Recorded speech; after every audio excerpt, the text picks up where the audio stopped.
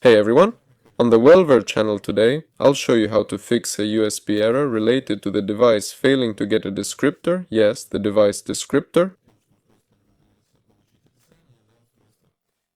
Go to Start, type Windows R, or just press Windows R, or type Run and enter the command powercfg.cpl. Click OK. This opens the power management settings. Short story, that's all there is to it. You'll need to click here. First select your plan, and then edit it. Click Plan Settings, then change Advanced Power Settings. And here we have the USB settings.